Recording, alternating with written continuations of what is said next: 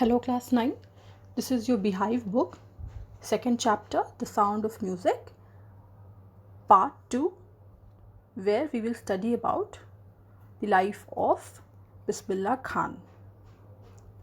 As you can read here, the chapter's name is The Shehnai of Bismillah Khan. Alright, let's start reading the first paragraph here. But before this, I want to tell you that the lesson is about Ustad Bismillah Khan. He was a renowned shehnai player in India. He is a legend because he did something which has historical significance. He played the shehnai on the day India got independence, that is 15th August 1947. At the Red Fort before the Prime Minister of India, Pandit Jawaharlal Nehru, gave his speech. Before that, Bismillah Khan played the shehnai in order to signify something auspicious. Something auspicious for the whole country was about to happen. India was about to get freedom. And so on that occasion, Bismillah Khan played the shehnai, and so he is a legend. Understood?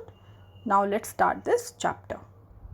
Emperor Aurangzeb banned the playing of a musical instrument called pungi in the royal residence, for it had a shrill, unpleasant sound.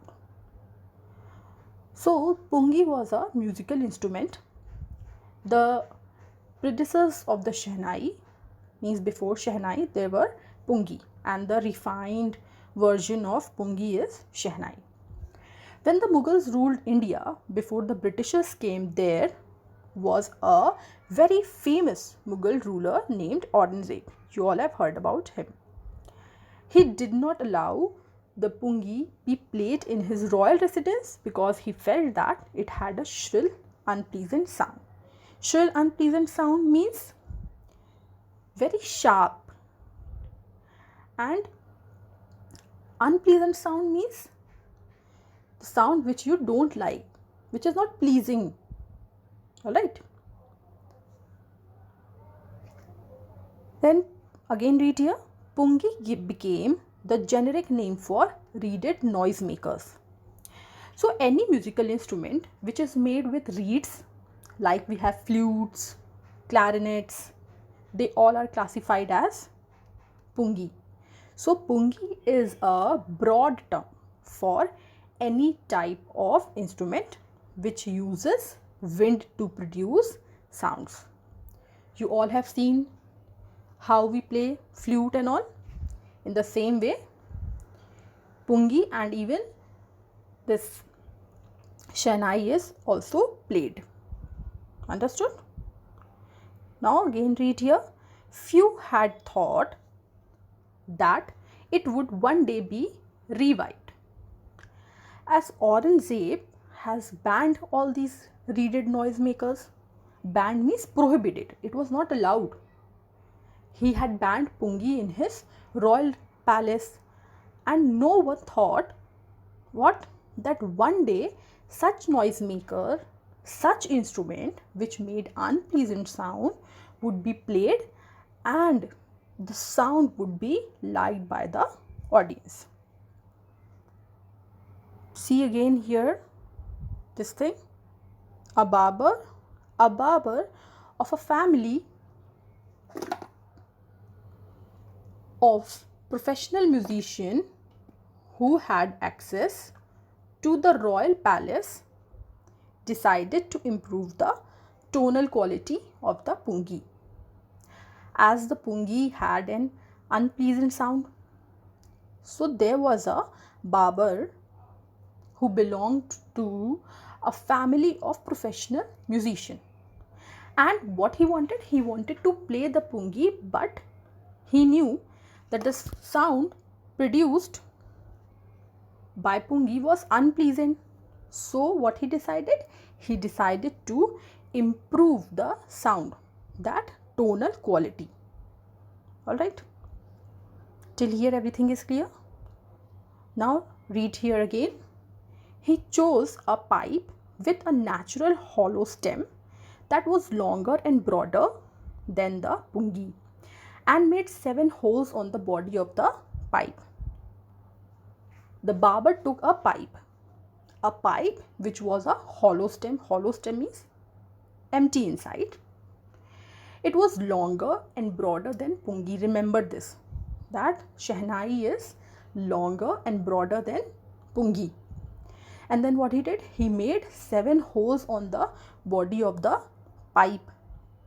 If you have seen a flute, it is something like this, where there are 7 holes on it.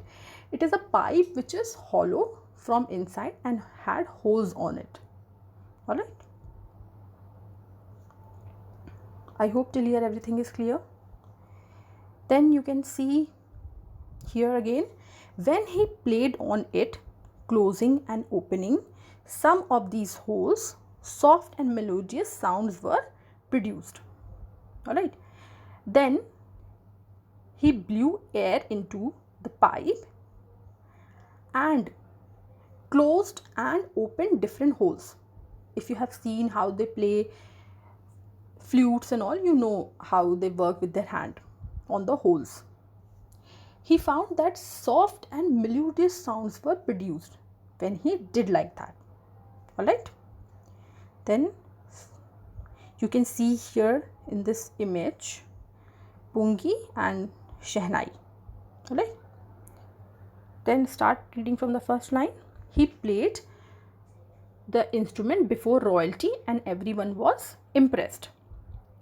When the barber played the instrument in the royal court, everyone liked the sound produced by it. Alright, now everyone liked the sound. The instrument, so different from the pungi, had to be given a new name. Then this royal court thought that this instrument, the new instrument, is different from the pungi, and so it should have a different name also. Right? Then see here again, as the story goes, since it was first played in the Shah's chambers and was played by a nai barber, the instrument was named the shehnai. Now there is a story behind the name given to this instrument. This instrument was played for the first time in the court and in front of Shah. Shah was a name given to king. Mughals called the kings as Shah. As the nai, that is the Indian term used for a barber, had played it for the first time, they called it shehnai. So the first part is sheh, from that word Shah, that is the king, and the next word nai is, this one is barber. Alright, so this way the name shehnai was given to this new instrument. Till here everything is clear? Let's start the second one. The sound of the shehnai began to be considered auspicious. See this word, auspicious. Auspicious means it brings good fortune. So now the sound which was produced by shehnai was considered to be a good omen. Good omen means good fortune, that will bring good fortune. So it was played on good occasions. Then read here again. And for this reason, it is still played in temples and is an indispensable component of any North Indian wedding. You can hear shehnai being played at many temples and at weddings also. You know, when we hear this word shehnai, the first thing that strikes us is wedding. Alright? And why we play it? Because we considered it as auspicious. Alright? As much is clear? Then again read here. In the past, the shehnai was part of the Naubat or traditional ensemble of 9 instruments found at royal courts. The shehnai was a part of the Naubat. Naubat is an Urdu word and it means traditional ensemble. Assemble. That means a traditional group of 9 musical instruments. Now it's Naubat ka Nau of Naubat. Nau means 9. These 9 musical instruments were played at the royal court and shehnai was also a part of that Naubat. Alright. Then again read here. Till recently it was used only in temples and weddings. The credit for bringing this instrument onto the classical stage goes to Ustad Bismillah Khan. The shehnai was played at the king's court, in temples and at weddings.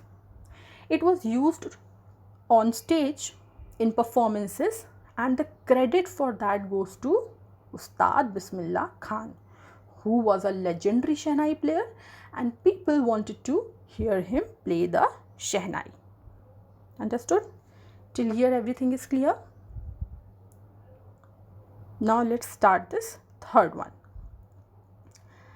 As a 5-year-old, Bismillah Khan played Gilli Danda near a pond in the Asian state of Dumrao in Bihar. When Bismillah Khan was 5 years old, he lived in an old estate named Dumrao. He used to play Gilli Danda. It is an old sport that is quite similar to cricket. Alright. He would regularly go to the nearby Biharji temple to sing the Bhojpuri Chaitya, at the end of which he would earn a big laddu weighing 1.25 kg, a prize given by the local Maharaja. Also, he would go to the nearby Biharji temple. Although Bismillah Khan was a Muslim, he would go to the temple and he would sing this song. And what is the song? This Chaitya in Bhojpuri language. Bhojpuri language is spoken in some areas of Bihar. When he would finish reciting the song, he would get a big laddu as reward. And the weight of that laddu was 1.25 kg. Yes, a laddu weighs 1.25 kg. This was a prize given to Bismillah Khan by the local Maharaja for singing that song in Bhojpuri language. Alright. Then again read here. This happened 80 years ago and the little boy has travelled far to earn the highest civilian award in India, the Bharat Ratna. Remember this. So here the writer says that this incident occurred when Bismillah was 5 years old. Then he would get laddu as an award. And after 80 years, Bismillah Khan earned the highest civilian award in India, and that is what? The Bharat Ratna.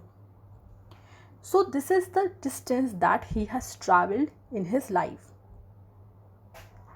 At 5 years of age, he would get a 1.25 kg laddu as a reward.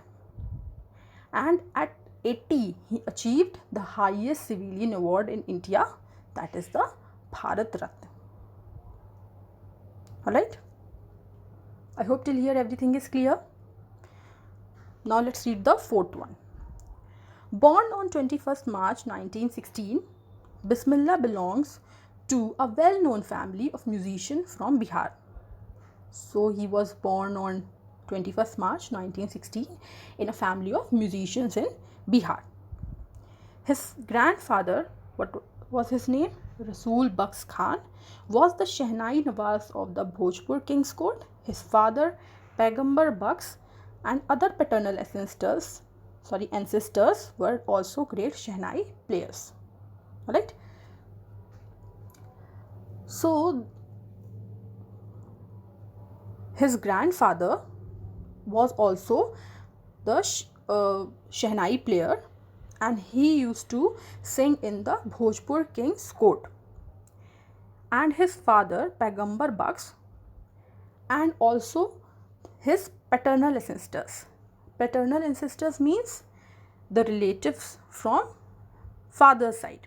They were also great shehnai players. Alright. So I am doing till here in this video. In the next video I will start with the fifth one. Alright.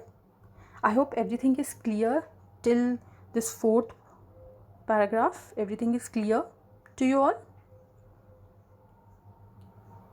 Read till here once again.